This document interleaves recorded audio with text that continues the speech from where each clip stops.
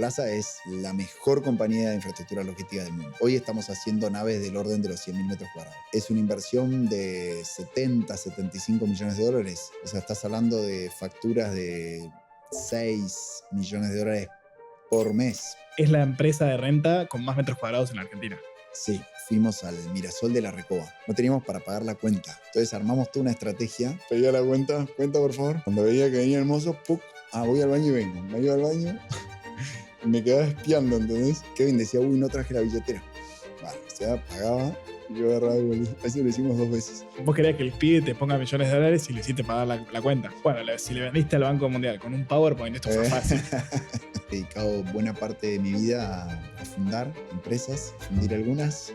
La logística es muy inclusiva en ese sentido. O sea, te capta un joven desempleado y te lo integra en la red, y si él hace mérito, tiene la capacidad de llegar a las más altas esferas de una compañía importante. Eduardo Elsein dijo que sos el mejor vendedor que conoció. El buen vendedor, en realidad, es el que está convencido de lo que vende. Yo venía muy frustrado con algunos emprendimientos, particularmente con uno que se llamaba Capone, y fue una frustración enorme, porque fue un golpe de realidad de lo difícil que es emprender en Argentina. Hacíamos una analogía de la ley seca y nos vestíamos de gángsters y salíamos a repartir. Nos enteramos que nuestros propios empleados empezaban a vender a través de la red nuestra. O me iba del país o me iba al otro extremo. Te querías ir. Me quería ir, pero ahí me encontré con Benji, mi socio en Plaza, y tenía esta idea, Benji, de invertir en activos reales de largo plazo. ¿Cómo es ese negocio? Explícamelo en una hoja de papel. ¿Cómo ganan plata? Siempre se consideraba que la industria generaba más mano de obra que la logística, y ahora la logística genera mucha más mano de obra que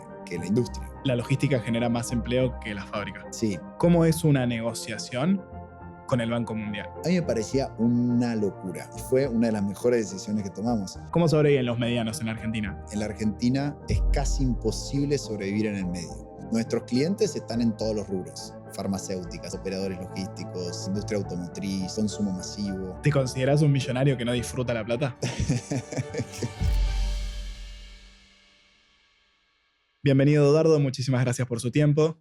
Me gustaría que se presente sin decir su nombre ni a qué se dedica. Bueno, soy emprendedor, papá de 3 hijos, Sofía, Santos y Silvestre. Y bueno, básicamente he dedicado buena parte de mi vida a fundar empresas, fundir algunas. Y tengo vocaciones varias, por emprender, por cambiar el país, por la música. Es un buen resumen. ¿Cómo pasaste de ser un mal alumno del colegio, dicho por vos, a tener una empresa que factura más de 100 millones de dólares al año? Yo fui mal alumno desde muy chiquito, y tenía que ver, yo creo, con que no me gustaba, ¿no? O sea, no me movilizaba. Después me di cuenta. En ese momento yo pensaba que era de los malos. Y después, con el tiempo, aprendí que no me gustaba mucho la educación tradicional, que es una de mis vocaciones hoy en día, es transformar esa educación tradicional, porque realmente siento que deja mucho en el camino, ¿no? Chicos a los que no se los moviliza, no se los entusiasma. El aprendizaje con entusiasmo es sin duda el mejor aprendizaje. Yo siento que aprendí muchísimo emprendiendo.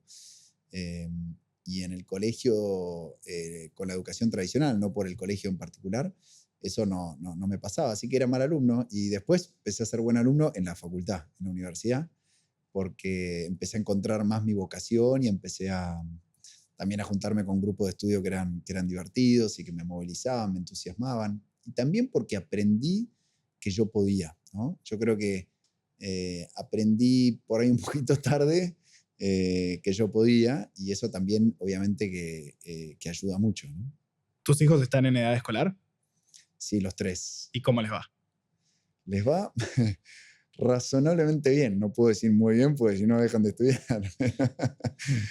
pero les va razonablemente bien. Mejor que a mí, sin duda mejor que a mí. ¿Hicieron el camino convencional o en algún momento consideraste algo más alternativo? No, el camino convencional, por ahí con una beta mejorada, ¿no? Yo creo que la educación está mejorando, Los colegios están transformando la educación y mejorándola. Creo que eso ayuda.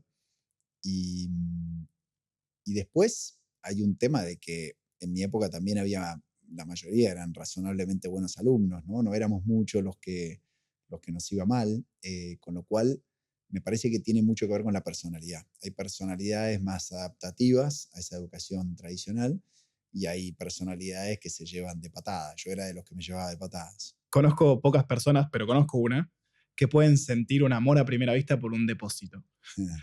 ¿Cómo nació el negocio de Plaza Logística? Siempre a los gringos cuando venían a conocer los depósitos donde estaban invirtiendo a través nuestro, yo siempre decía una frase que era que los depósitos tenían una belleza oculta, porque es tanto lo que pasa en la logística, pero todo está en la trastienda y visiblemente no es muy agradable, no es muy estético, pero es apasionante cuando uno lo aprende. Yo cuando era chico, cuando era joven, me gustaba, me entusiasmaban casi todas las áreas. O sea, me gustaban las ventas, la comunicación, el marketing, las finanzas, la operación, todo menos la logística. Yo siempre decía, lo único que no haría nunca en mi vida es logística. Me parecía un bodrio. Y bueno, y terminé fundando una compañía de logística. Ya no sos joven, dijiste cuando eras joven. Ya estoy resignándome, estoy en proceso de resignación. Cuidado con cómo te hablas a vos mismo. El WUP me mide edad 39.9, y así me estoy quedando con esa edad. Bueno, bien, o sea, estás 6 abajo. Estoy abajo de 40. Pues tenés 45. Sí, 5 y medio abajo. 5 y medio, no, 6. Si no es Estoy entero, chocho, no sé si lo hackeé o qué hice, pero me mide 39, así que estoy contento. Y cuando venían los gringos a ver en qué habían invertido, ¿a qué depósito los llevabas? ¿Cuál era el tour? Bueno, teníamos el primero nuestro, Plaza Logística Pacheco, era nuestra nave insignia. Y después lo llevábamos a ver otros depósitos que había de la competencia o de empresas. En aquel momento era muy raro que alguien invirtiera en infraestructura para un cliente. La mayoría de las empresas tenían que arreglárselas para invertir en su propia infraestructura, cosa que es tremendamente ineficiente. Imagínate que cada compañía teniendo que montarse su propia infraestructura logística cuando perfectamente puede haber un tercero que monte infraestructura logística para muchos clientes y se compartan esas infraestructuras con un montón de sinergia. Eso en Argentina casi no existía, ¿no? Así que nosotros fuimos en buena medida, junto con algunos otros inversores, fuimos pioneros en eso. El nuevo sponsor de Epifanía Emprendedora es Ghostwriter Academy, una capacitación digital para personas que están cansadas del mundo tradicional, buscan mejores oportunidades y más libertad. El mundo laboral actual es un caos y lo digital le está ganando mucho terreno a lo tradicional. Aprender a crear contenido para que emprendedores vendan con las redes sociales sin tener que mostrar la cara es una de esas oportunidades. Si querés hacer un cambio, hace clic en el link de la descripción. La primera pregunta que te iba a hacer era ¿cómo identificaron la oportunidad? ¿Vos creés que eso que me acabas de explicar es la oportunidad? Que antes las empresas, por ejemplo, vamos a decir Mercado Libre, tenía que comprar sus propios depósitos, pero después si no tenía stock era ineficiente porque no los estaba usando y sí los estaba pagando. Entonces centralizaron como empresa todos los depósitos para distintas empresas para que paguen por lo que usan y no paguen sí o sí. En el mundo, la logística nace hace relativamente poco. En la década del 80 se empieza a identificar como algo distinto de la producción, de las ventas, y empieza a profesionalizarse y empiezan a aparecer operadores logísticos e inversores en infraestructura logística. O sea que es algo relativamente nuevo en el mundo. Creció mucho en la década del 90 y después en los 2000. En Argentina, por el hecho de que la Argentina siempre fue muy desafiante en Argentina hacer inversiones de largo plazo, esto no ocurrió. Entonces nosotros tuvimos una virtud que es que el hecho de que en Argentina no se hubiera desarrollado infraestructura logística nos permitió a nosotros ver todo lo que pasó en el resto del mundo durante todos esos años. Y eso nos permitió ir a lo mejor, ¿no? Entonces, yo siempre digo con orgullo, pero también con mucha humildad, porque fue por arrancar después, que los parques logísticos de Plaza Logística son los mejores del mundo, sin ningún lugar a duda. Pero no por mérito, sino al revés, por el hecho de que nosotros pudimos arrancar con la mejor experiencia de haber visto cómo durante muchos años se desarrolló en forma caótica la infraestructura logística en los principales países del mundo, ¿no? Se ahorraron la curva de aprendizaje y Exacto. fueron directo a lo mejor. Los americanos hablan del salto del sapo, el leapfrog. Es como que vos, si no hiciste, no esa, África, no sé ahora, pero hasta hace pocos años, tenía la mejor infraestructura de telecomunicaciones del mundo, muchas ciudades de África. Pero no porque África esté más desarrollada que el mundo desarrollado, sino porque en África no se había desarrollado. Lo mismo nos pasó a nosotros en Argentina en los 90 con la infraestructura de distribución eléctrica. Teníamos la mejor infraestructura de distribución eléctrica del mundo, básicamente porque no se había hecho nada durante muchos años. Así que algo así tuvimos la suerte de nosotros poder liderar en Argentina, ¿no? Y es la gran oportunidad que tiene la Argentina con las nuevas tecnologías, porque todo lo anterior queda obsoleto y automáticamente puedes dar el salto y ponerte a la altura. Exacto. Lo que te da este avance tan rápido y tan acelerado y exponencial que tienen las tecnologías en el mundo, te da exactamente esa oportunidad. Que el hecho de haberte quedado atrás no sea necesariamente un perjuicio, sino que al revés, puede convertirse en una ventaja. Y esta es una de las grandes oportunidades que tenemos en Argentina en todo lo que viene, ¿no? Ya habías fundado y fundido un par de empresas, pero proyectos, emprendimientos. ¿Cómo fue que a los 28, 29 años tomaron la decisión con tu socio de comprar el primer depósito? Pero no ir a buscar al inversor y todo lo que vino después. La primera idea de decir, vamos a hacer depósitos. Fue así. Yo venía muy frustrado con algunos emprendimientos, particularmente con uno que se llamaba Capone, que distribuíamos Buen nombre. bebidas, buen nombre, que distribuíamos bebidas a la noche para, para previas. Y fue una frustración enorme, porque fue un golpe de realidad de lo difícil que es emprender en Argentina. Entonces, cuando yo empiezo a Te voy terminar a con... meter un bocado de contexto. Estaba prohibido vender alcohol después de cierto horario, pero sí se podía hacer delivery. Entonces, por la ley seca se llama el Capone y lanzan un delivery de bebidas. Vos estabas trabajando en Quilmes. Exacto, muy bien, hacíamos una analogía de la ley seca y nos vestíamos de gángsters y salíamos a repartir y tuvo mucha repercusión y mucho crecimiento, al punto de darnos cuenta que no podíamos competirle a los kioscos que vendían en negro y, o sea, la competencia desleal, la competencia informal es lo que nos terminó matando. Nosotros, por ser más grandes, por tener más escala, teníamos que formalizarnos. Al formalizarnos y pagar muchos impuestos y muchas regulaciones, no podíamos competirle a los informales. Entonces nos dimos cuenta que el negocio no funcionaba, pero no funcionaba no porque no fuera buena idea, sino no funcionaba porque el mercado funcionaba mal, ¿no? Es uno de los grandes desafíos que tenemos en Argentina. ¿Crees que existe una solución posible para ese punto medio, que es el lugar, cuando creces lo suficiente que tenés que regularizarte todo, pero no te puedes mantener chico y solo podés ser enorme? ¿Cómo hace una empresa para pasar de informal chico a mediano sin que se lo coma el grande ni el chico? ¿Cómo sobreviven los medianos en Argentina? Es el gran problema en Argentina. En la Argentina es casi imposible sobrevivir en el medio. Lo más triste de esto es que en el medio está todo el virtuosismo de una economía. O sea, una economía de medianos es la mejor economía. Pues es una economía de competencia, de meritocracia. Es una economía donde las compañías están compitiendo en favor del consumidor y también en favor del trabajador. O sea, vos al competir en favor del trabajador generás demanda laboral. Cuando generas demanda laboral, le das dignidad, das equidad, digamos, generás todo el virtuosismo que tiene el capitalismo. Cuando vos tenés una situación como en Argentina, es como una trampa, porque o sos informal, haces trampa, o sos lo suficientemente grande para tener la cabeza fuera del agua. Los del medio no sobreviven. ¿Qué sería tener la cabeza fuera del agua? No, tener una posición dominante, vertical o horizontal en un mercado. No necesita ser un monopolio en sentido clásico. Si yo logré ser el distribuidor exclusivo de una compañía en una ciudad, tengo un pseudo monopolio, ¿no? Porque soy el único que puede distribuir esas marcas en esa ciudad. Las grandes compañías, que hoy son prácticamente brazos tercerizadores de recaudación de la FIP, a su vez tienen sus tentáculos, que son estas compañías que son proveedoras o distribuidoras de ellas. Entonces es toda una morfología de mercados que deja casi inerte a la competencia, a la puja en favor del consumidor, del trabajador. Por eso Tada funcionó, pero Capone no.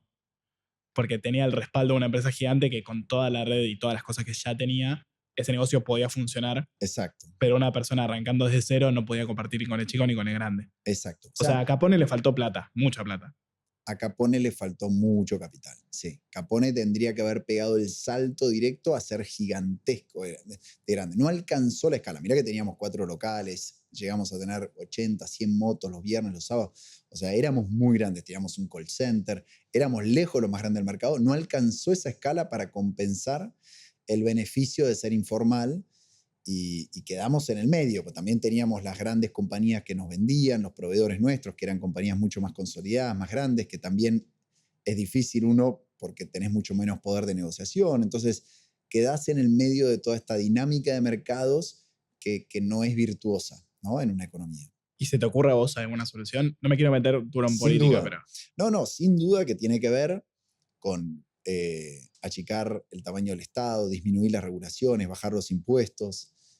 Tiene que ver con eso. O sea, lo que parece ser la solución, porque si uno mira si uno mira la situación así como yo te la describo, la tendencia, imagínate un político en su buena fe, lo que tiende a pensar es que tiene que ir a atacar al monopolio.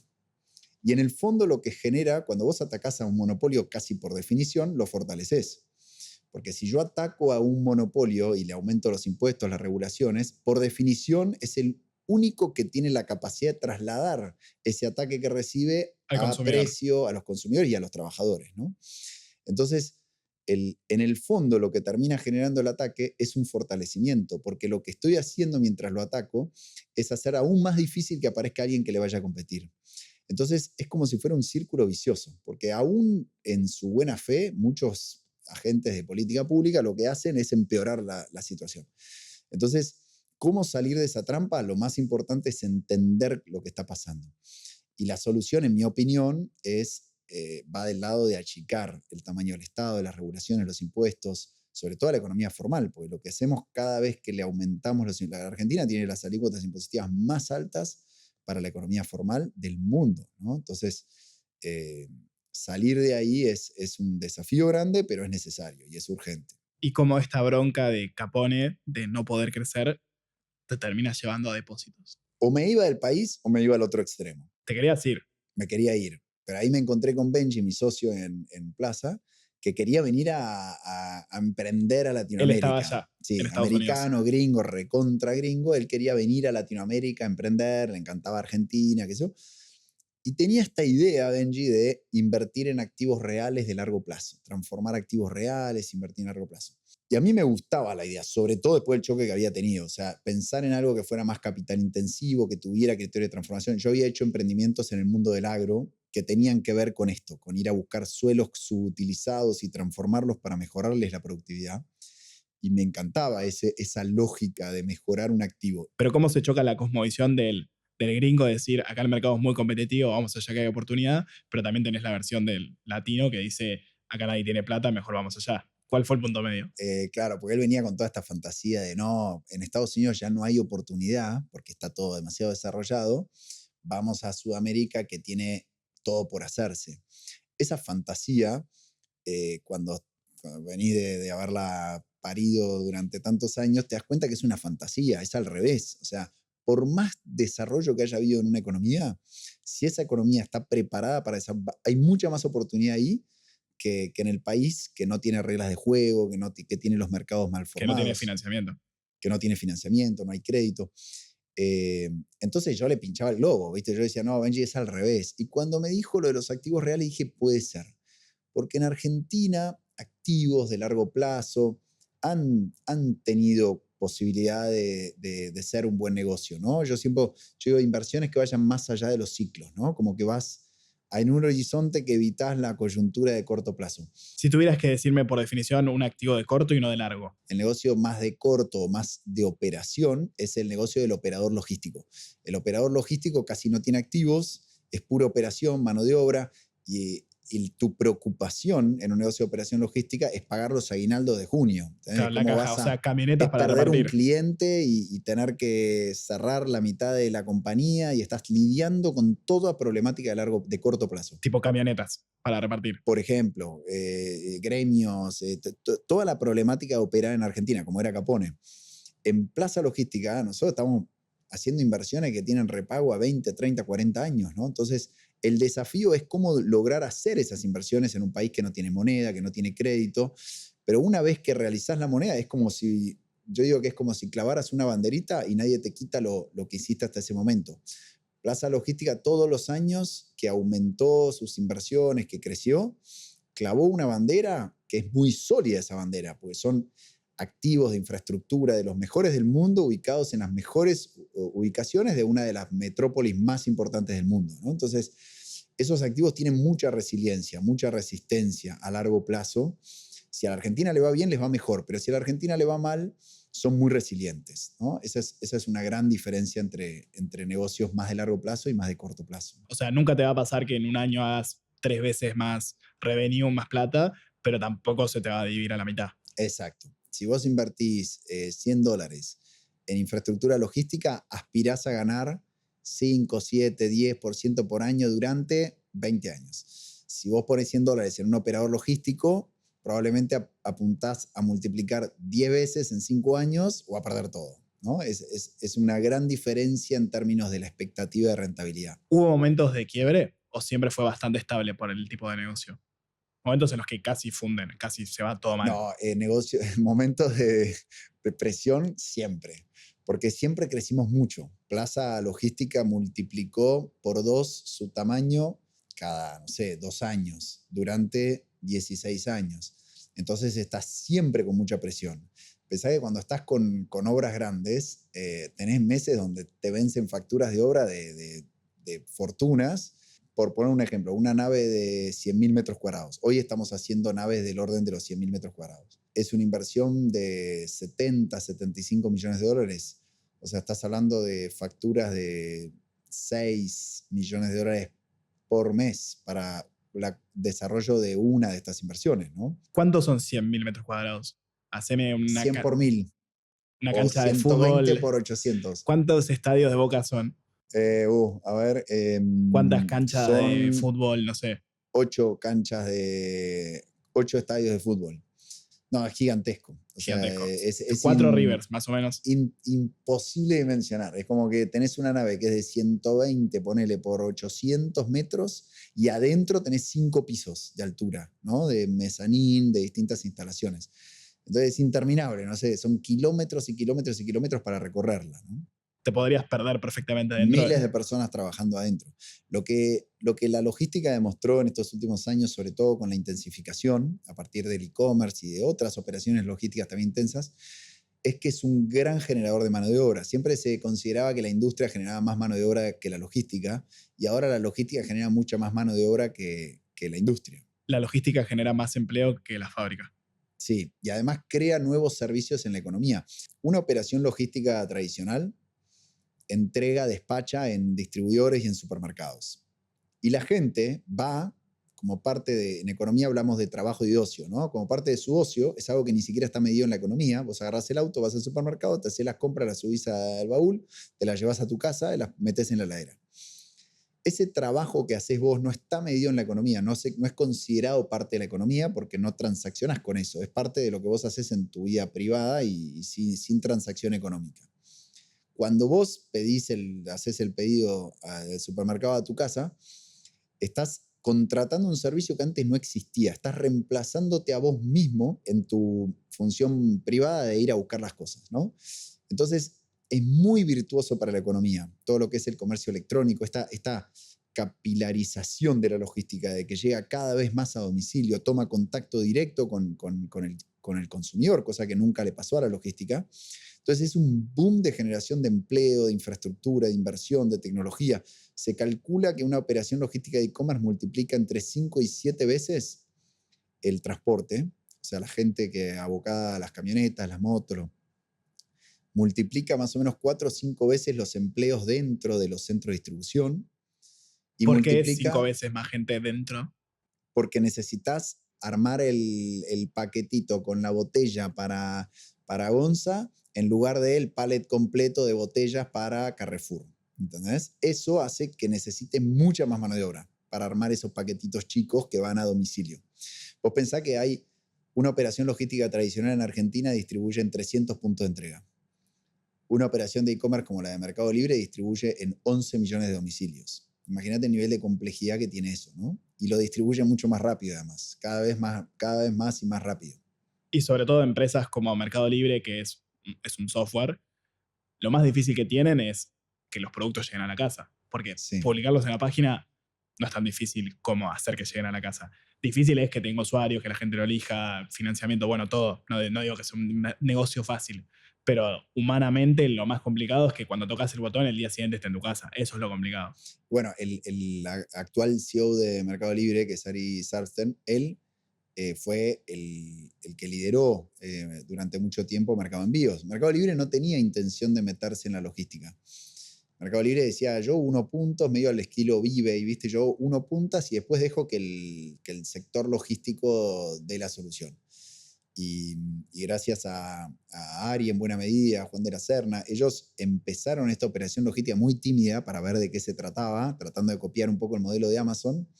Y hoy es la principal operación logística de Latinoamérica. Solo en logística Mercado Libre debe tener más de 80.000 empleos. O sea, es una barbaridad gigantesca.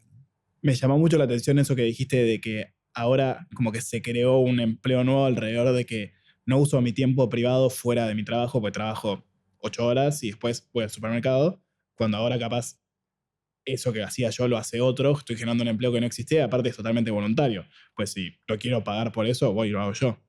O sea, está bueno. Eso es una oportunidad que estaba delante de todos, pero la logística fue la que la terminó aprovechando. Es un nuevo servicio de la economía.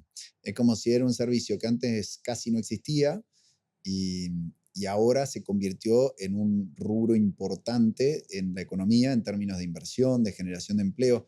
Es muy virtuoso además porque genera mucho empleo, empleo joven, empleo que no necesita estar capacitado, pero te da un plan de carrera. O sea, logística hace el que carga la bolsa hacia adentro de la camioneta y el director de supply chain de una compañía multinacional. Entonces, la logística es muy inclusiva en ese sentido. O sea, te capta un joven desempleado y te lo integra en la red y si él hace mérito, tiene la capacidad de llegar a las más altas esferas de una compañía importante, ¿no? Entonces, en ese sentido es muy virtuoso. Entraron las mujeres. En logística, nosotros hicimos las primeras encuestas con la Asociación Argentina de Logística, había 7% de mujeres en las operaciones logísticas en Argentina. Hoy en los centros de distribución que nosotros tenemos para Mercado Libre, hay 50% mujeres, primer empleo, en más del 50% es primer empleo. Es impresionante, ¿no? Lo que evolucionó y en lo que se convirtió el sector. Y es un negocio bastante sistémico, porque ustedes no le venden soluciones a las empresas como para que ellos se les ocurra un producto que tengan que hacer, sino que el crecimiento natural de que la gente necesita mejorar en su parte logística termina recayendo en ustedes. Claro, tenés En ese sentido es anticrisis. ¿Cómo soportaron tantas crisis? 100%. O sea, tenés efectos, no diría contracíclicos, pero acíclicos, o sea que no dependen de los ciclos, porque la mayoría de la demanda nuestra siempre vino del lado de las empresas que quieren mejorar sus infraestructuras. Y esa demanda no es solo de crecimiento, sino en buena medida es de eficientización, es de mejorar las operaciones y hacerlas más baratas, más eficientes. Entonces, nosotros siempre tuvimos demanda. Incluso en momentos donde la economía no crece mucho, en general las empresas tienen más tiempo para dedicarse A a, abaratar costos. claro, y a replantearse sus operaciones. Las empresas van creciendo y van abriendo galpones, lo que pasa en el mundo, lo que pasó siempre en el mundo desarrollado. Vos aterrizás en una gran ciudad y ves todos los galpones así, que son un desastre, son un manojo de cosas súper ineficientes. Si vos arrancaras de vuelta, dirías, no, acá hago 3 grandes naves, divido internamente, comparto servicios, eso ya no lo puedes hacer, porque son miles de títulos de propiedad diseminados en galpones chiquitos. Entonces, la gran oportunidad de los momentos donde la economía no crece es esa, es que las empresas dicen, aprovecho, y ahí vamos nosotros, a plantearles el desafío de transformarse, ¿no? Y de hacer como tabula rasa, decir, bueno, hago como si estuviera desembarcando en Argentina. No importa que tengo 10 galpones acá, allá, porque compré una empresa, porque en el verano del año pasado tuve que abrir uno nuevo porque no me alcanzaba lo que tenía, ¿viste? Me replanteó toda la operación. Y esos eran nuestros mejores proyectos. Porque entonces era sentarnos con ellos y decir, bueno, ¿cómo voy a tener por los próximos 20 años mis operaciones logísticas en Argentina? Donde además nosotros le damos la oportunidad de compartir operaciones con otras empresas dentro de los parques nuestros. Y eso también traía muchísimas eficiencias, ¿no? Claro, o sea, por lo general es más barato contratarlos ustedes que desarrollar su propio sistema, ¿o no? Sin duda. Porque nosotros, además de que hacemos la inversión nosotros te integramos con otras operaciones. Entonces, el compartir seguridad, mantenimiento, operación logística, servicios, infraestructuras, playas de maniobras, estacionamientos, sistemas eléctricos, sistemas de incendios, seguros, etcétera, con otras operaciones, te genera muchos beneficios desde esa sinergia, ¿no? Claro, y además escalar es mucho más rápido porque no tenés que salir a comprar algo, sino que pagas más servicio. Exacto. ¿Cómo es el negocio? Explícamelo en una hoja de papel. ¿Cómo ganan plata? No, es muy capital intensivo. Nosotros hacemos grandes inversiones y la mayoría de nuestros ingresos son ingresos de renta de esas inversiones. Es como construir una oficina para alquilar. Te construyo un edificio de oficina, una oficina, y te firmo un contrato a 10 años para alquilártela. Y además te doy un montón de los servicios del consorcio de ese edificio de oficinas. Entonces, por darte el servicio del consorcio, soy mucho más eficiente que si vos tuvieras tu oficina aislada y contrataras a la seguridad, al mantenimiento, a la limpieza por tu cuenta, digamos, en forma aislada. El título de propiedad es suyo. Es nuestro. Y ustedes le garantizan a la gente que les presta plata que van a tener una renta por cierto tiempo. Claro, nosotros tenemos No deuda. sé si fue lo suficientemente simple. Nosotros tenemos deuda y capital. Tenemos financiamiento que nos dan bancos, mercado de capitales, hacemos muchas obligaciones negociables, tenemos organismos multilaterales de crédito que nos prestan y después tenemos capital. Tenemos nuestros socios accionistas de afuera, que corren un poco más de riesgo. El capital siempre corre un poco más de riesgo en el sentido de que primero hay que pagar la deuda para poder empezar a devolver al capital. Y son dos formatos que funcionan muy bien y son muy compatibles, porque la deuda en general tiene un rendimiento menor que el rendimiento del capital. El capital tiene un poquito más de riesgo. ¿Y quién es su cliente? Nuestros clientes están en todos los rubros. Mercado Libre se convirtió en los últimos años en nuestro principal cliente, pero tenemos farmacéuticas, operadores logísticos, industria automotriz, consumo masivo, textil, tenemos todos los rubros. Y a ellos les hacen una factura a fin de mes por lo que usaron, servicio que usaron. Claro, Y por el alquiler de los espacios, por los servicios que usaron. Por distribución, logística y todo. Sí, no hacemos distribución. El operador logístico es un complemento de nuestro servicio. Nosotros proveemos las grandes inversiones, las infraestructuras y los servicios de los parques. Los operadores logísticos proveen la operación logística.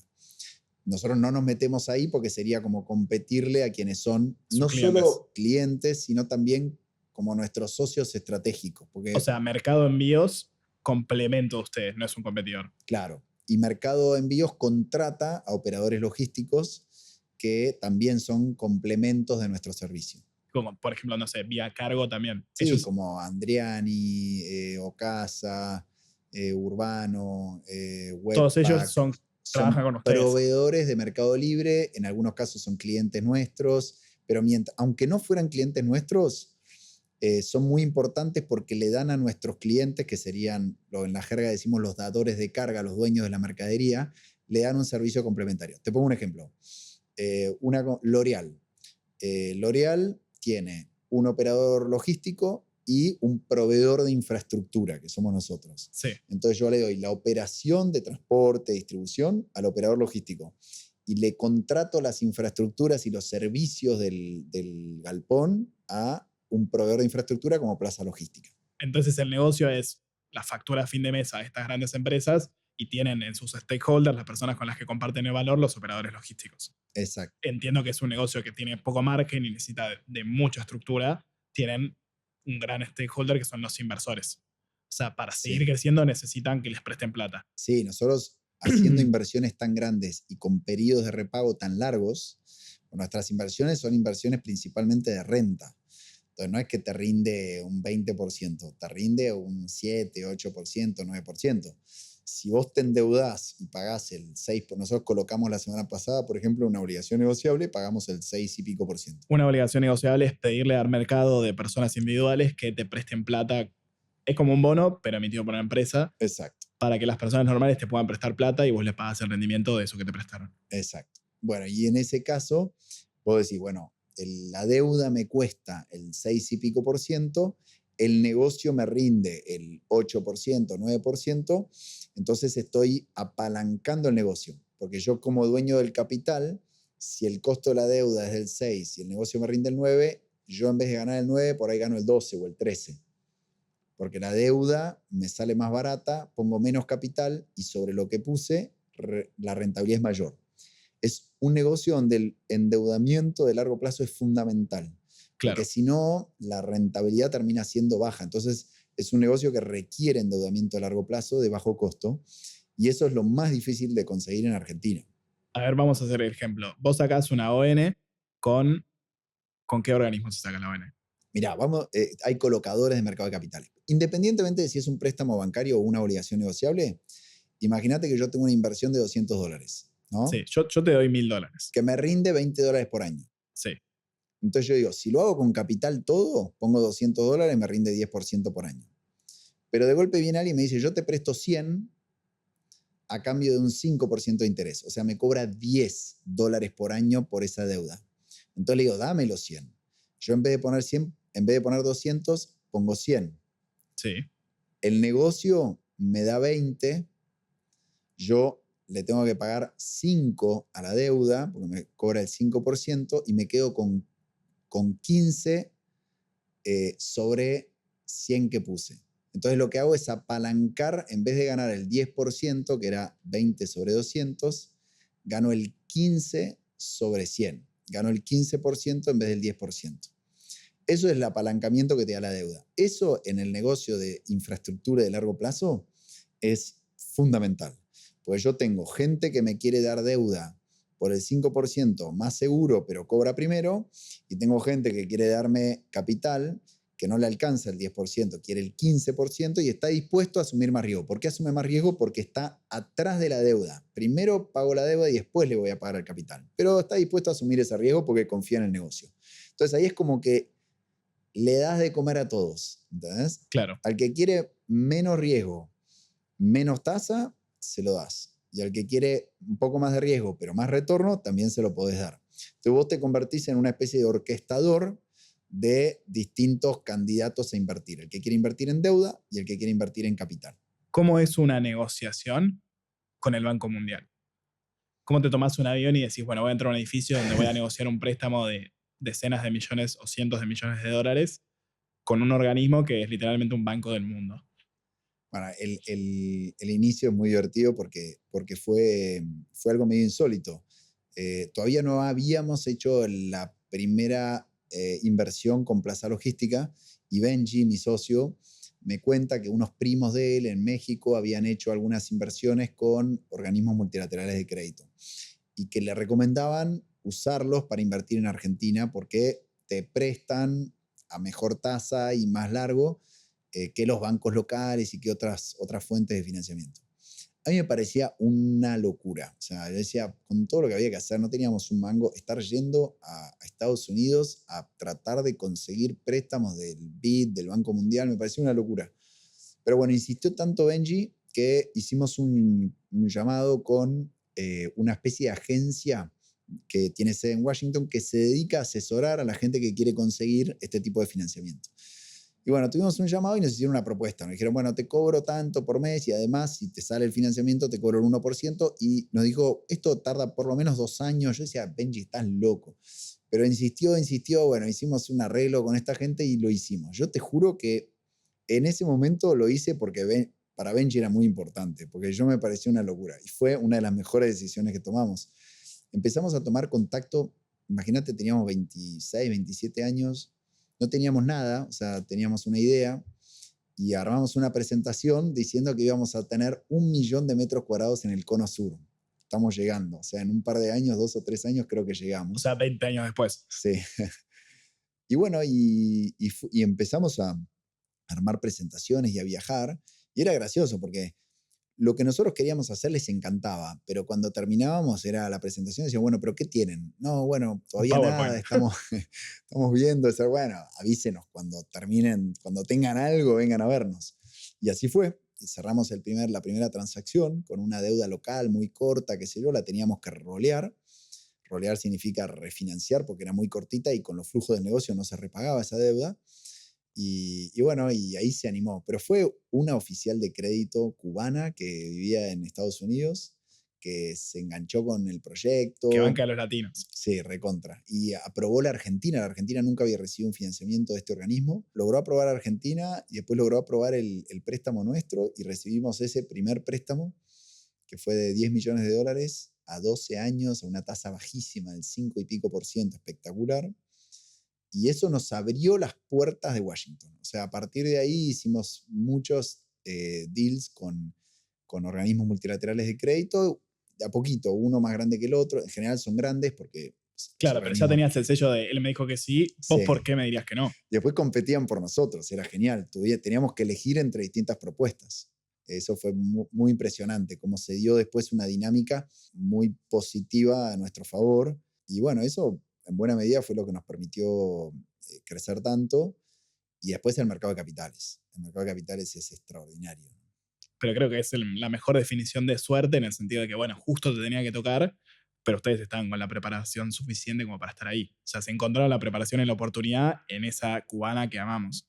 Sí, y además son tantos los intentos, después te das cuenta que te sale una de 20, pero si no probás las 20 no te sale Claro, ninguna, ¿no? la forma que te salga una es tirar 20 más. Exactamente. Y era tratar de sacar plata abajo de las piedras, porque el gran desafío de Plaza Logística, sobre todo en los primeros años, era conseguir financiamiento, inversores de capital y de deuda, ¿no? Sigue siendo hoy también, ¿o no? Sí, pero bueno, hoy ya es una compañía mucho más consolidada, mucho más grande, bajo régimen de oferta pública. Es como que una vez que creces, empezás a tener muchas más opciones, ¿no? Cuando sos más chico, hay como una vida desconocida, ¿viste? Hay un montón de alternativas que no las tenés. Entonces la escala y el crecimiento de las empresas es muy importante. Y lo que pasa también es que las empresas empiezan a cobrar vida propia, ¿viste? Yo digo que Plaza Logística es un poco el hijo que se fue de casa y hace todo bien y en medio que anda solo, ¿viste? Yo voy, miro ahí, qué sé yo, pero tiene vida propia, es extraordinario. ¿Hay una evaluación pública de cuánto sale, cuánto vale Plaza Logística? No, porque no es público el capital, entonces no tenés así una evaluación. Sí, nuestra expectativa es en algún momento lograr hacer un evento de liquidez de la compañía Una IPO. y una IPO ¿Afuera o acá? afuera. Afuera. Sí. Lo que pasa con el mercado de capitales local en cuanto al equity, que es el capital, es que es muy maduro, muy líquido. Entonces, si lo haces acá, termina no siendo por ahí virtuoso ni representativo de la realidad de la compañía. Y la dificultad de hacerlo afuera es que necesitas una escala, un tamaño muy importante. Ahí volvés a la burocracia que significa que todos los libros estén todo bien. Bueno, eso un poco para nosotros ya es casi un costumbido. No es mucho más lo que tenemos que hacer para ser una empresa pública. Estamos muy cerca de eso. De hecho, estamos en el régimen de oferta pública para la deuda, no para el capital. ¿Y cuánto te gustaría valer cuando toques la campana en Mil millones de dólares. $1.000 millones? No sería tanto. No, y el tema también es no perder tu esencia por el crecimiento. Eso es muy importante. Plaza Logística tuvo, durante nuestra historia, tuvimos muchas tentaciones de abrir el scope de nuestras inversiones. Meternos en oficinas, meternos en shoppings, en otros activos reales, digamos, de renta o lo que fuera.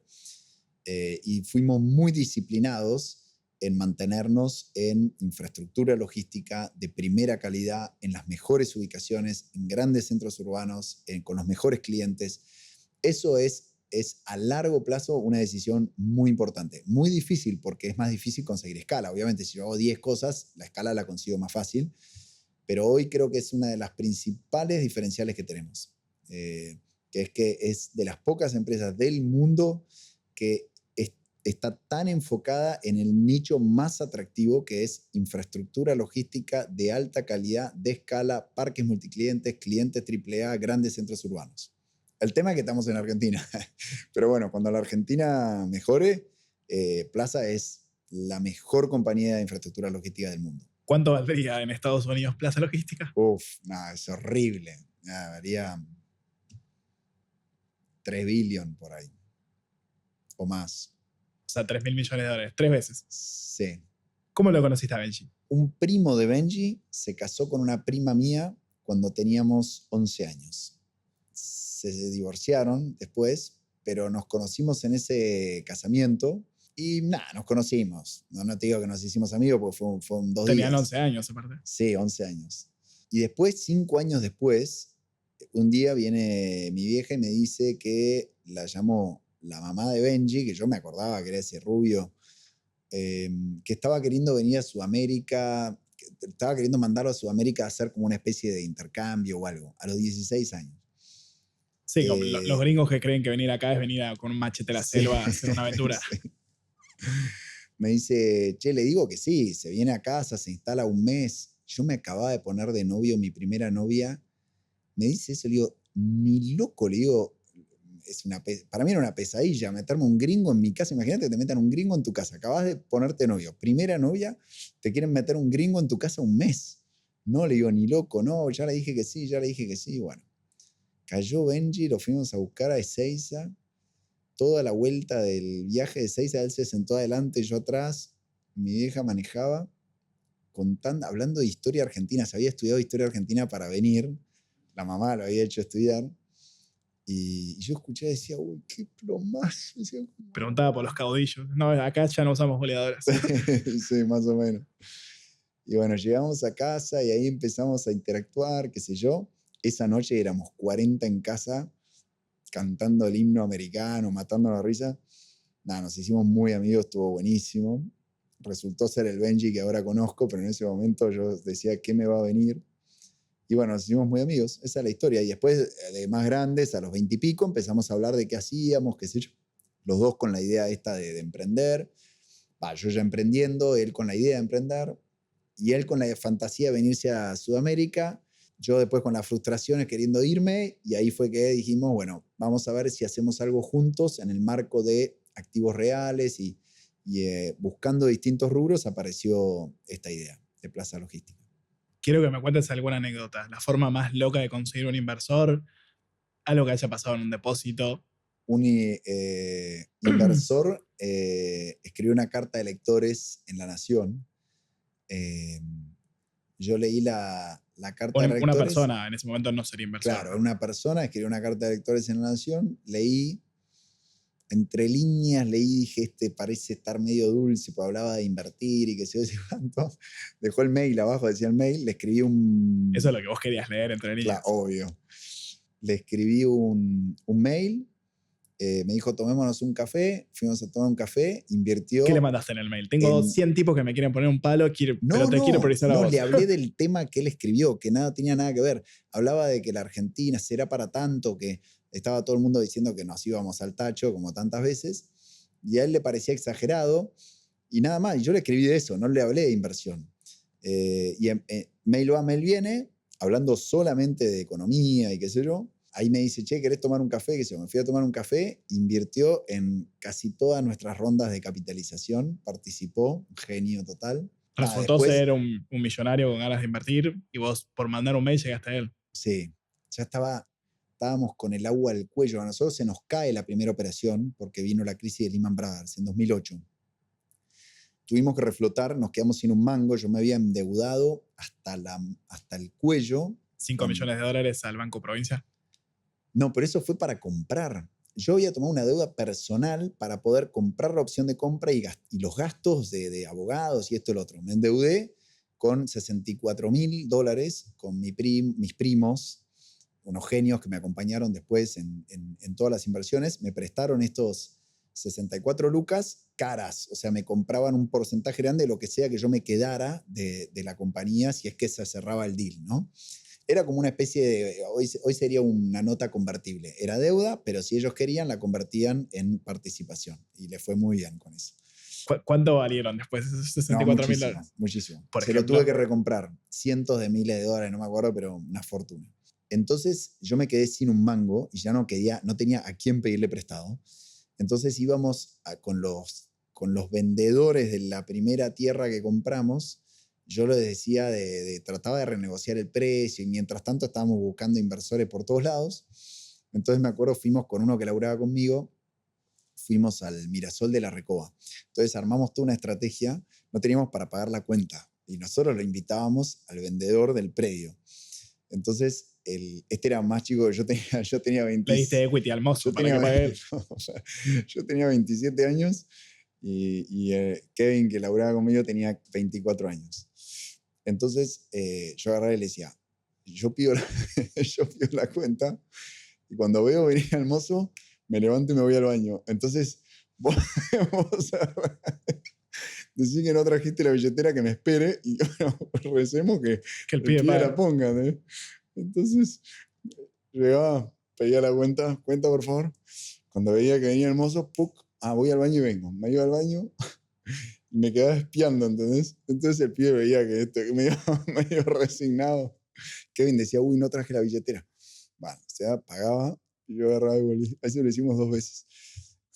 Así que ese fue el nivel y nosotros estábamos, imagínate, negociando un deal de varios millones de dólares. ¿Vos querías que el pibe te ponga millones de dólares y le hiciste pagar la cuenta? No, este era el vendedor de la tierra que nosotros estábamos comprando para hacer el primer centro logístico. Teníamos un inversor para invertir, el más importante, se nos cae por la crisis de Lehman. Entonces teníamos que arrancar de cero a levantar inversores. Y mientras tanto, teníamos que mantener el vínculo con el vendedor, como que éramos tipos serios, ¿viste? Entonces le hablábamos a nuestros inversores y qué sé yo, se nos habían caído todos. Pero estaba cayendo al mundo en aquel momento. Sí, que había que renegociar el precio. Nosotros decíamos, hay que renegociar el precio. Ya no vale lo que valía. Entonces, para renegociar el precio, lo invitábamos a almorzar y no teníamos para pagar la cuenta. Imagínate cómo estábamos. Y después termina siendo la opción de compra por menos plata después. Claro, después terminamos juntando un nuevo grupo de inversores, una deuda del Banco Patagonia y un nuevo precio. Y con toda esa combinación logramos comprar ese primer predio que hoy se llama Plaza Logística Pacheco, donde montamos la plataforma y arrancó la compañía. O sea que terminó todo bien con ese vendedor. Sí, terminó todo bien. Se debe estar enterando ahora que... ¿Nunca supo? No, nunca supo. No, ¿cómo le voy a contar? Y una vez que ya terminó, le contás la anécdota. No, por las dudas nunca sabés, ¿viste? Por las dudas no lo conté. No te invito a comer igual por las dudas. No voy si me invitas. Ahora me gustaría volver a lo que hablamos de Capone, de la informalidad, y entender cómo fue que Plaza Logística sí pudo romper esa barrera de, bueno, con la deuda pasar de chiquito a gigante sin pasar por el mediano. Entonces, ¿cuál crees que fue la oportunidad que sí pudo hacer Plaza Logística para superar ese tamaño que la regulación limita? Plaza Logística es en algún punto un monopolio natural. Es como que vos tengas el único restaurante de una esquina y sos vos. O sea, nadie te puede venir a competir. El real estate tiene eso, los activos reales tienen eso, ¿no? Entonces, no es que haya habido una estrategia en Plaza para poder resolver ese problema que tiene Argentina de que los medianos no existen.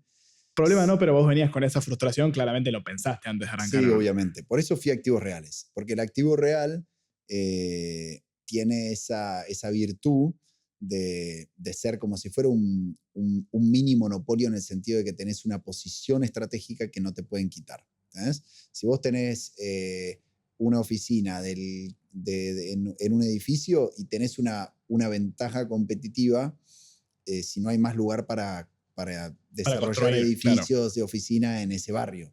Entonces, ese concepto de los activos reales es lo que me atrajo a quedarme en Argentina. Dije, bueno, de esa forma puede ser que sea... Siempre hay formas de desarrollarse en Argentina. Yo no creo que en esa... Yo no creo ni en el extremo decir que en Argentina no se puede hacer nada, obviamente, y en nuestro caso es un ejemplo concreto. Tampoco esa fantasía de la Argentina es el lugar para desarrollarse y qué sé yo, tampoco es cierto, ¿no? En los grises está está la realidad.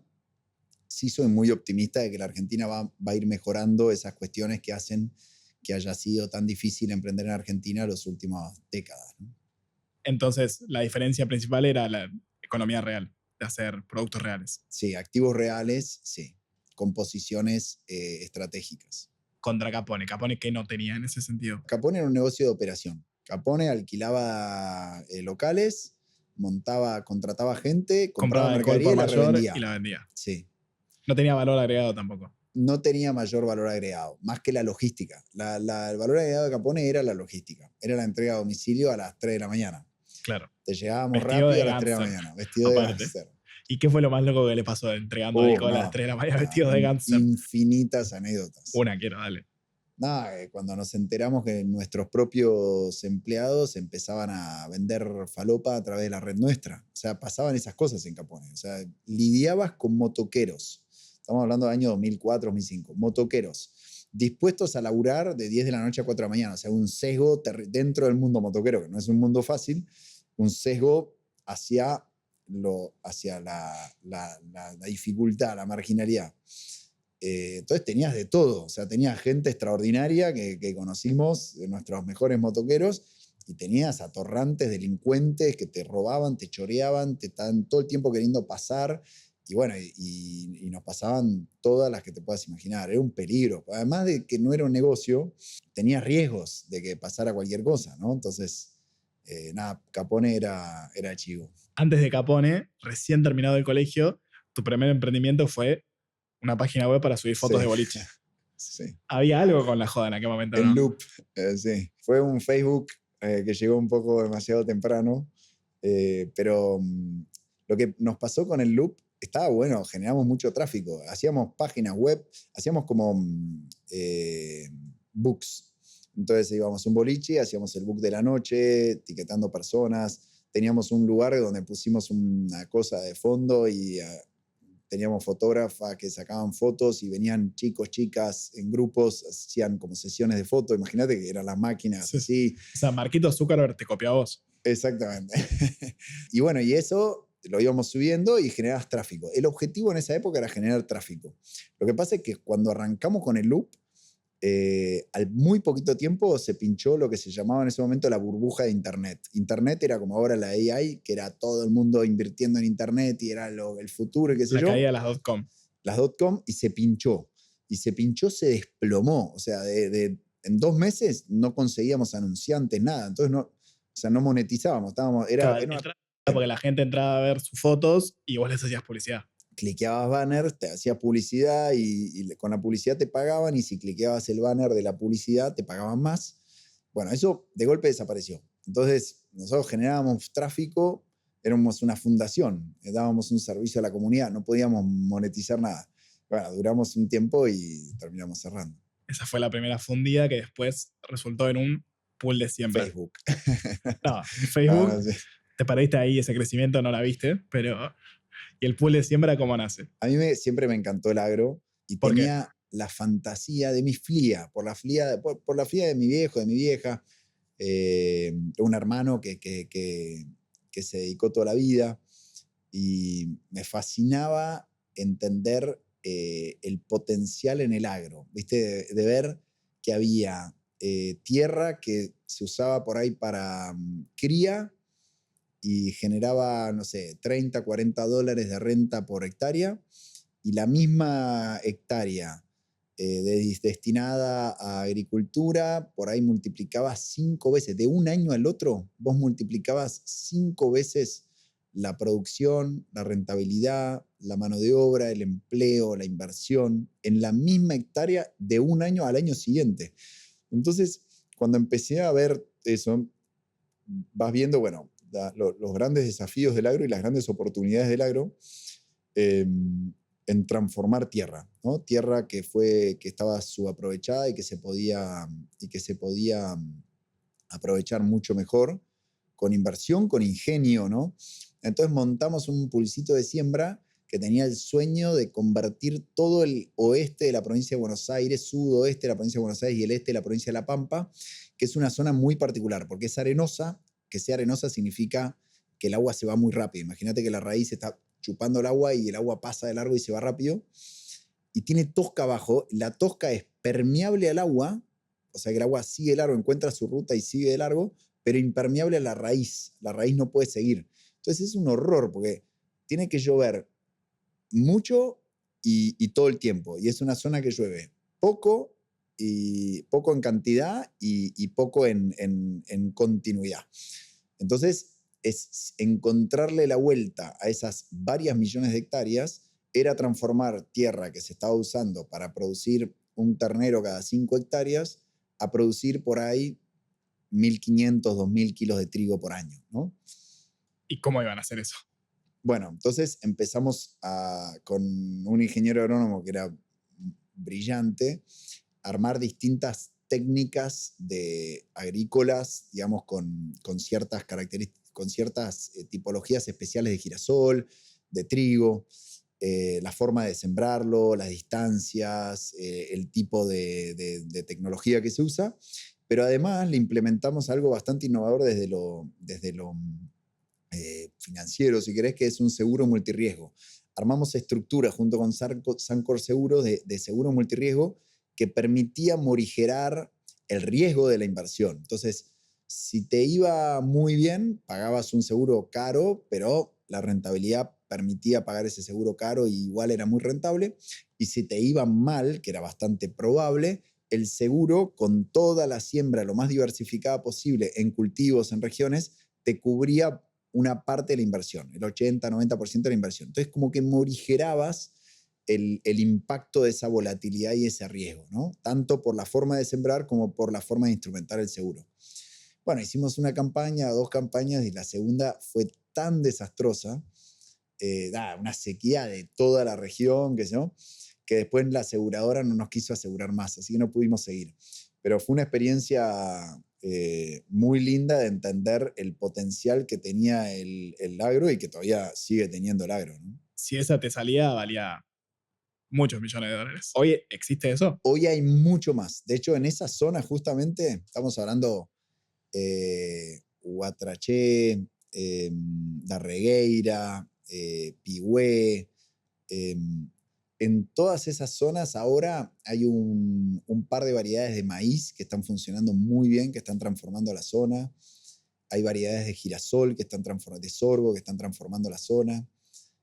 O sea que ya está. En el agro hay algo fundamental que es tener precio a más largo plazo. La Argentina casi no tiene, por las retenciones y todas las intervenciones que hay, casi no tenés horizonte de precio. Si vos tenés un buen precio y podés determinar el precio de los próximos años, podés contratar seguros no solo con diversificación para una campaña, sino por ahí seguros multicampaña, ¿no? Donde el seguro puede haber una diversificación intratemporal entre distintas campañas. Con ese tipo de estructuras, si las pudiéramos utilizar en Argentina, sumaríamos muchos millones de hectáreas a la producción actual, ¿no? O sea, Argentina tiene un potencial de producir mucho más donde ya produce y de producir en muchos lugares donde todavía no produce, ¿no? Solamente dejando que la gente pueda hacer lo que quiera sin intervención del Estado, ¿no? Con unas reglas de juego más claras, sería. Sí, casi te diría, no tiene tanto que ver con reglas de juego, sino con liberar muchas de las intervenciones que hoy existen, ¿no? Como por ejemplo. Ya, vos en Argentina tenés muy concentrada la exportación. Tenés como 6, 7 grandes jugadores que concentran la exportación. Es como una especie de oligopolio que además de las retenciones, además de que convirtieron a todos los productores de Argentina en agentes de retención y percepción de la FIP de vuelta, ¿no? El Estado convirtiendo a las empresas en sus brazos de recaudación, o sea, tenés toda una serie de perversidades horribles todavía funcionando en el sistema agropecuario argentino, pero además desde la situación de los mercados, también lo que genera el Estado, lo hablábamos hoy, es concentraciones, ¿no? Entonces hoy tenés muy concentrada la exportación, entonces a los exportadores les conviene obviamente comprar barato y vender más caro, entonces tratan de someter a los productores argentinos a bloquear cualquier posibilidad de abrir mercados, de contratos futuros, digamos, y eso les permite comprar más barato. Entonces, tenés situaciones en Argentina permanentemente de los exportadores. Cuando interviene el Estado, los que más ganan son los exportadores, porque terminan comprándole más barato a los productores y vendiendo ellos más caro, y la mayoría de las rentabilidades que el Estado quiere que los productores se lleven, se los termina llevando esos 6 o 7, ¿no? Entonces es como si fuera la... No es responsabilidad de ellos, ¿no? No estoy diciendo que cualquiera haría lo mismo en su situación, pero la intervención del Estado muchas veces termina generando intrasector privado de estas asimetrías, ¿no? ¿Qué es Más Colonia? Más Colonia es la ciudad rioplatense del futuro. Ciudad rioplatense del futuro. Es una forma de argentinizar Uruguay, eso, ¿no? Es una forma de uruguayizar la Argentina. También. Ojo, yo soy uruguayo y argentino. ¿Primero uruguayo? No necesariamente. Dijiste uruguayo y argentino, no argentino Porque y usé uruguayo. el inverso del orden alfabético. No, argentino, uruguayo, y tengo la nacionalidad tana, pero me siento principalmente argentino, en segundo lugar uruguayo y en tercer lugar italiano. Italiano menos, eh, pero la idea surge de crear lo mismo que logramos con Plaza Logística, que hoy tenemos con Plaza Logística en los mejores hubs logísticos del mundo. Crear la mejor ciudad para vivir del mundo, y lo estamos logrando. Así que esa es nuestra gran aspiración. Y hay una combinación muy grande de convocatoria a las nuevas generaciones. Estamos con varios proyectos donde están desembarcando en Más Colonia jóvenes de todo el mundo que se quieren venir a vivir en las dos orillas, ¿no? Nosotros, cuando vendemos Más Colonia, vendemos Buenos Aires. Eso es algo que por ahí acá no se llega a entender mucho, porque uno siente que Más Colonia le compite a Buenos Aires, y es al revés, ¿no? La invitación siempre es: venite a la región para poder vivir entre las dos orillas, ¿no? Y es esa convocatoria a vivir entre dos países, a vivir entre dos orillas, y con una beta de libertad muy importante, ¿no? Que si uno tiene un pie en cada orilla, puede elegir Lo mejor de cada una. dónde mantiene el peso según la conveniencia, ¿no? Y esa posibilidad de elegir sin tener que irse lejos, que es lo que nos pasa muchas veces a los argentinos, que nos obligan a irnos lejos, es una de las grandes virtudes que tiene este proyecto. ¿Qué características tiene la mejor ciudad del mundo? Ya, se habla de Smart City. El concepto de Smart City es justamente que sea un lugar elegible para vivir. Entonces, ¿dónde elegirías vos vivir? En una ciudad que tiene el mejor diseño urbanístico integrado con la naturaleza. O sea, todo Más Colonia está desarrollado en formato de células urbanas. O sea, aparte de lo que dijiste antes, de que si lo haces de cero lo puedes hacer como querrías. 100%. Es eso. Es básicamente poder empezar de cero y decir, la hago con todo lo mejor que comprendió el urbanismo en los últimos 50 años. ¿Y según quién? Los urbanistas. O sea, hoy hay Según... consensos. Okay. Hoy ya hay consensos. Nadie duda que una ciudad de cercanía es mejor que una ciudad donde te tenés que subir al auto para agarrar autopistas, para ir a comprar un sachet que tenga de leche. plazas, buena comida, buena gente. Exacto. Integración con la naturaleza. Vos en las ciudades tenés parques, plazas insertadas artificialmente. Más Colonia está toda atravesada por un gran parque interconectado. O sea, salís de tu departamento, estás sobre un parque. Ese parque te conecta con toda la ciudad. Entonces, toda la movilidad urbana, sí, pero atravesado en la ciudad. Central Park es la excepción. Central Park es, tengo parque acá y tengo ciudad acá. Más Colonia son células urbanas insertadas en la naturaleza. Entonces vos vivís en una célula y estás sobre un parque. Ese parque es como si fuera que matricialmente conecta toda la ciudad. Tenés playas de arena blancas, arroyos, lagunas, canteras, una naturaleza increíble. Tenemos lagos de piedra de 30 metros de profundidad con agua que se puede tomar, enfrente al distrito Génesis, que es donde estamos desarrollando, ¿no? Ya estamos construyendo los primeros 500 unidades, ya están en construcción. ¿Cuántas personas van a poder vivir ahí? Hasta 20.000 personas. ¿Y cuál es el principal objetivo? O sea, son 20.000 tipos, no es tanto. ¿Quiénes querrían ustedes que vivan ahí? Después el mercado dirá quiénes viven ahí, pero obvio. ¿Cuál es el plan? Nosotros decimos que Más Colonia es una ciudad para los jóvenes, y aclaramos, jóvenes de todas las edades, ¿no? Es una ciudad... pues los que tienen plata son los viejos, no son los jóvenes. Es verdad, por eso decimos para todas las edades. Sí, sí. ¿Qué es un joven de todas las edades? Es alguien que es una ciudad emprendedora, es alguien que está mirando hacia adelante, o sea, que quiere seguir viviendo, que quiere disfrutar, que quiere laburar, que quiere integrarse, que quiere comunidad. Digamos que es una ciudad con vista al futuro, ¿no? Tiene vista al río, divina, tiene vista a la playa, vista al bosque, pero es una ciudad con vista al futuro. Entonces, el gran común denominador de Mascolonia tiene que ver con eso. Es como la cultura o la personalidad es de quien está mirando para adelante, ¿no? Esa es la gran convocatoria. Y los que se están sumando tienen, imagínate los primeros, ¿no? Que se animaron. Nosotros empezamos a comercializar el Distrito Génesis cuando eso era un bosque. No había ni calles cuando empezamos a comercializar. Bueno, si le vendiste al Banco Mundial con un PowerPoint, esto fue fácil. Sí, pero estos son 500 que se animaron. Eduardo Elstein dijo que sos el mejor vendedor que conoció. ¿En qué contexto te dijo eso? Lo dijo un par de veces en reuniones con otras personas, donde por ahí yo soy muy apasionado de lo que hago, no podría hacer nada sin la pasión que le dedico a lo que hago, ¿no? Entonces me pasa eso. El buen vendedor en realidad es el que está convencido de lo que vende. Como yo elijo lo que vendo, entonces soy muy apasionado de lo que vendo. Y bueno, en ese marco dijo ese comentario. Que es uno de los grandes empresarios argentinos. Sí. Si no el más grande. Exactamente, sí, sí, sí. De hecho, en el mundo del real estate, los dos Eduardos, ¿no? Costantini, Eduardo Elstein son los más Cuando grandes. quieras los puedes sentar, ahí donde estás sentados. Perfecto. Bueno, entonces, si tuvieras que resumir en 5 puntos, ¿por qué me tengo que ir a vivir a Mascolonia? A mí me encanta Buenos Aires, no creo que me convenzas, pero convenceme. Pues, va a ser tu desafío. Lo que acabas de decir es el primer punto. Mascolonia es no tener que irte de Buenos Aires. O sea, Mascolonia es tener playas de arenas blancas, arroyos, lagunas. A mí me gusta el mar frío con una playa fea del Mar del Plata. Bueno, ¿qué te parece? Es lo que tenemos. Lo único que no tenés es tantas olas. Se puede resolver eventualmente, pero por ahora no tenemos olas. Pero es eso. O sea, Mascolonia es Buenos Aires. Mascolonia está tan... Yo tardo más. Yo ahora estoy viviendo en zona norte. Tardo más en ir hasta el puerto. Viajé el lunes.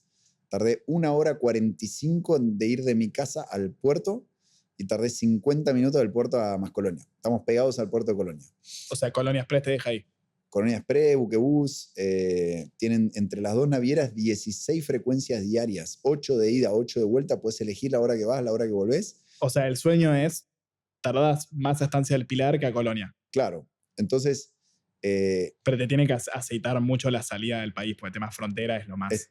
Está muy aceitada y hay muchos proyectos de seguir mejorando. Las migraciones. Hoy, un día de semana, podés ir 15, 20 minutos antes de que salga el barco y el paso por migraciones no son más de 1 minuto, 1 minuto y medio, 2 minutos. O sea, hoy es muy ágil. Lo que pasa es que la gente viaja a Uruguay en diciembre para ir de vacaciones y bueno, ahí sí vas con el auto encima que tenés que estar más temprano para poder hacer el embarque del auto. Pero si vos vas un día de semana, ir y volver, es un toque. Y lo bueno de la ida y vuelta a Colonia es que conecta con el corazón de la ciudad de Buenos Aires. Algo muy importante de Colonia es que revitalizar Colonia como alternativa de las afueras de Buenos Aires, lo que te genera es también revitalizar el corazón de Buenos Aires, que está muy venido a menos, ¿no? Todo lo que es el centro porteño, que está muy caído. A medida que nosotros vayamos posicionando a Colonia como alternativa de Pilar, de Quilp, de Escobar. Es más cerca Buenos Aires de Colonia que de Montevideo, ¿no? Mucho más cerca. Sí, sí. De Buenos Aires a Montevideo tenés mucho menos frecuencias de barcos y tenés cerca de 3 horas. Buenos Aires, Colonia tiene 16 frecuencias diarias y tenés 50 minutos. Y vas tomando un cafecito en un Le Pain Quotidien flotante, con vista, con la laptop. No, pero vendeme más beneficios. Ese ya lo tengo, ok. Estancia de Pilar es muy lejos. Bueno, tenés crédito a 22 años si sos no residente, hasta 30 años si sos residente, al 4% anual de tasa de interés, hasta el 70% del valor de la unidad. O sea, vos pones $25.000, el resto te lo financia el banco y pagás $400 por mes más o menos y tenés tu departamento con amenities en Cuartier, sobre la playa, a 50 minutos del corazón de Buenos Aires. ¿Y por qué no está todo sobrevendido ya? Entonces... Ya está todo sobrevendido. Nos quedan 30 y pico unidades de 500 que estamos construyendo y estamos lanzando ahora 350 más. Está todo vendido. Bueno, bien. Entonces está bien. Venimos muy bien. Venís bien con el pitch. Seguí. La unidad te viene con 460 a 1.200 pasajes sin cargo. O sea que para los que no creían que Colonia era parte de Buenos Aires, le incorporamos a los primeros 3.000 más colonos entre 460 y 1.200 pasajes sin cargo para usar durante 7 años. O sea, durante 7 años puedes ir y venir todas las semanas sin pagar el costo del pasaje, uniendo Buenos Aires con Colonia. Otra ventaja. La cuarta, Pero la eso no naturaleza. es una ventaja, eso es un extra. Pues, No, porque el costo de transporte, Buenos Aires, hay algo que tiene que ver con las ferries. Los ferries, viste que los hoteles laburan con 60-70% de ocupación. sí. Bueno, una línea de barcos labura con 25-30% de ocupación. Y con eso gana plata y le va bien. Entonces, el costo marginal incremental de pasajeros es cero para la naviera. Porque el barco ya está yendo y viniendo parcialmente vacío. Sí, Entonces, con muchos pedidos y un par de personas. Claro, entonces el costo de conectar Colonia con Buenos Aires contraintuitivamente es mucho más bajo, por lo menos los primeros más colonos, los primeros 3.000 más colonos, que conectar con Pilar, con Escobar, con cualquier cosa. Tenés solo en nafta, en auto, etcétera, tenés mucho más. Y Colonia, de vuelta, conecta con el centro de la ciudad, o sea, conecta con la avenida Corrientes, conecta con la Costanera, conecta con el corazón de la ciudad. Así que sí, es una ventaja. No, pero lo que me refiero es, no me vas a convencer de que me compre mi apartamento porque ir es gratis. Digo, convenceme de que lo quiera comprar y después veo cómo voy. Está bien, vamos con otra entonces. La naturaleza. Playas de arena, arroyo, laguna, canteras, el formato urbanístico, la integración con la naturaleza. ¿No va a haber freno de aire? ¿Eh? ¿Frenos de aire de colectivos no va a haber? Nada. No puedo ir ahí. Ciudad eléctrica. Estamos con el sandbox regulatorio con el gobierno uruguayo. Vamos a implementar vehículos autónomos, drones para transporte de personas. Estamos con un proyecto muy ambicioso. Vamos a hacer el primer sandbox regulatorio. Es como un paraguas legal que te permite, dentro de Mascolonia, hacer cosas que no están todavía reguladas en el resto del territorio uruguayo. ¿Cómo, por ejemplo? Vehículos autónomos, drones para transporte de personas. Bueno, hay un montón de soluciones que hacen a la eficiencia. Vas a pagar las expensas más baratas de toda la región, de toda Argentina y todo Uruguay. Vas a pagar el agua más barata, la electricidad más barata. ¿Y cuál los es el servicios negocio? públicos ¿Cómo más ganan baratos. plata ustedes? No, nosotros desarrollando la ciudad. Nosotros comercializamos los macrolotes y somos como grandes articuladores, como si fuera directores de orquesta de los distintos desarrolladores y stakeholders que se están instalando. Ahora tenemos instalándose un colegio, una clínica, farmacia, 4 restaurantes abren el año que viene. El año que viene se inauguran los primeros 500 unidades con un montón de cosas. Salón de eventos, paseo gastronómico, un venue para música electrónica sobre la cantera que va a ser una bomba atómica. O sea, vamos a posicionar a Colonia como el nuevo centro de entretenimiento para jóvenes de toda la región. Acordate lo que te digo. O sea, voy a una fiesta en Mucobús y vuelvo después. Exacto. Vas, venís en el día o te quedás o volvés. En las dos orillas. Acordate, siempre es las dos orillas. Es más, los barcos van a ir tuneados y ya va a arrancar la fiesta en el barco, ¿no? Ahí vamos a meter DJ, ya lo hicimos, pero lo hicimos a modo de prueba. Vamos hacia algo más regular, ¿no? Entonces, en vez de irte a Mendoza a una fiesta de música electrónica, cruzás el charco y volvés. Vas y venís en el día, volvés a la noche, estás conectado. ¿Esa te gustó? Eso me gustó. Otra. Mirá que nunca fui a una fiesta electrónica, pero igual me gustó. Igual tenés que ir a... Pero la música electrónica linda es la que es afuera, en exteriores, en la naturaleza, no sé, lo que es las canteras, las playas, ahí es un sueño. Otra es el régimen tributario fiscal y regulatorio. O sea, Uruguay antes tenía los mejores regímenes del mundo para los ricos y para las empresas, zona franca, bueno, un montón de regímenes fiscales. Y lo que incorporaron ahora, hace un año y medio, es un régimen tributario muy favorable para los jóvenes, para los empleados. Te elimina todas las cargas sociales al empleador, todas las cargas sociales al empleado, y te topea el impuesto a las ganancias, que ya se llama IRPF, el impuesto a la renta persona física, en 12%. O sea que entre lo que gasta la empresa y lo que gana el trabajador en mano, hay solo máximo 12%. Es una bomba. Eso para todos los extranjeros que vengan y para todos los uruguayos que se fueron y vuelven, ¿no? O sea, competís con Paraguay también en ese sentido. Mucho más todavía, sí, pero sí. En ese sentido, Paraguay es muy competitivo. Porque es cero, ¿o no? No, 10-10-10. Paraguay tiene 10 de renta, 10 de IVA y 10 de no sé qué. Ok, perfecto. O sea, la fiscalidad es un gran punto para la ciudad también. Sí, que ojo, hoy es Colonia, porque es Uruguay, mañana puede ser Argentina. El concepto de dos orillas, vivir en las dos orillas, lo que te permite es tener un pie en cada lado. Entonces, ¿Y de este lado de la orilla qué hay?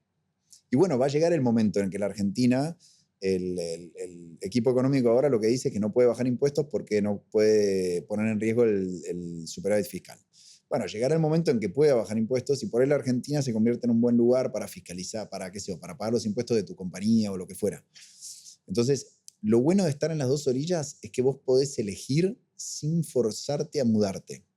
Hoy los argentinos que quieren mejorar su situación se van a España, se van a Estados Unidos, se van a México, se van a Chile, o se han ido estos últimos años. Te obligan a irte, ¿entendés? Para mejorar tu situación de laburo, personal, de qué sé yo, de fiscal, lo que fuera. La ventaja de vivir en las dos orillas es que ya nadie te va a poder obligar a mudarte, ¿entendés? Entonces la vida en las dos orillas tiene esa libertad, tiene esa ventaja, que es perpetua, porque siempre vas a poder elegir dónde, por lo menos entre dos, entre Argentina y Uruguay. ¿Y cómo eso va a desarrollar el microcentro? Que sé que es una de las cosas que también... Tenés que preguntarte por qué se desarrolló el nodo de conexión con zona norte. O sea, las familias y empresas argentinas se fueron lejos, hacia zona norte. Y lo que creció en la ciudad, en el perímetro de la ciudad, es Núñez, Saavedra, Vicente López, pero no crecieron porque tenían una virtud en sí mismas, sino que crecieron porque eran el punto de conexión con zona norte. Entonces la gente viene de zona norte, no quiere meterse en la ciudad y empieza a abrir oficinas ahí, empieza a abrir residencias ahí. Ahora se está empezando a posicionar Buenavista. De vuelta, gana al norte y los puntos de conexión con el norte se revitalizan. Entonces, ¿qué pasa si Mascolonia se convierte en una alternativa de Pilar, de Escobar? Quien se beneficia en la ciudad de Buenos Aires es quien está más perjudicado, que es el centro porteño, porque el nodo de conexión con Colonia es el centro. Entonces vos vas a poder vivir entre Colonia, el que quiere el verde, el que quiere la naturaleza, el que quiere las playas, y el centro porteño, que es el punto de conexión a través de los barcos. Ok, fue una buena explicación. Esto lo entendieron el jefe de gobierno actual y el jefe de gobierno anterior. O sea, nosotros transmitimos y ellos entendieron que el proyecto nuestro es un aliado de la ciudad de Buenos Aires, sobre todo de la zona de la ciudad de Buenos Aires que está más afectada por la pérdida de familias y de empresas. Hace un año diste una entrevista diciendo que ya mirabas con otros ojos el descanso, el poder dejar de trabajar tanto. En el último año, ¿cómo te fue? Entonces que tengo ese anhelo, pero me doy cuenta que no sé si es muy, muy creíble, ¿viste? No me lo creo ni a mí mismo. Sí pasa que cuando uno tiene momentos de mucho estrés, empezás a sentir, bueno, debería aflojar. Y disfruto de aflojar un poquito, pero también me doy cuenta que mi vocación es meterle a fondo. Entonces me divierte mucho, o sea, lo disfruto mucho, mientras no me compita con mi vida familiar, tratar de mantener razonablemente bien mi vida familiar, mi vida personal. Es algo que es parte de mi personalidad. Entonces, nada, te diría que sigo pensando un poco lo mismo, pero no sé si es muy creíble. ¿Te consideras un millonario que no disfruta la plata? No es que no disfruto. Yo lo que creo es que hay una situación de liquidez que nunca se me dio en mi vida. O sea, yo nunca vendí una empresa, nunca retiré dividendos, nada. Entonces, directamente es algo que no lo viví. Y después tengo una educación de mucha austeridad, entonces no es algo que... Pero si viniste en un Ferrari. No es algo tampoco que me movilice, para nada, para nada. Pero me gusta mucho más hacer y construir, y el capital que sea un recurso para hacer, que pensar en disfrutarlo. Metros cuadrados. Siempre metros cuadrados. Metros cuadrados. Es la empresa de renta con más metros cuadrados en la Argentina. Sí. Casi 1 millón, dijiste. No, todavía no. Estamos llegando con las inversiones de los próximos 3 años, vamos a estar orillando el millón. Hoy estamos en 700.000 metros, llegando a 700.000 metros. ¿Y cuál es la segunda? No, sin duda IRSA. O sea, la más grande es IRSA en valor. porque IRSA tiene metros mucho más valiosos. O sea, un metro de shopping vale 3 o 4 veces lo que vale un metro de De logística. galpón, claro. Exacto. Entonces, la compañía más valiosa lejos es IRSA en renta, en Argentina. Ahora, si me dice exclusivamente por cantidad de metros... El título va a ser cantidad de metros, no va a ser valoración de esos metros. Ahí sí, ahí sí. Muchísimas gracias, Eduardo. Un placer, Gonzalo.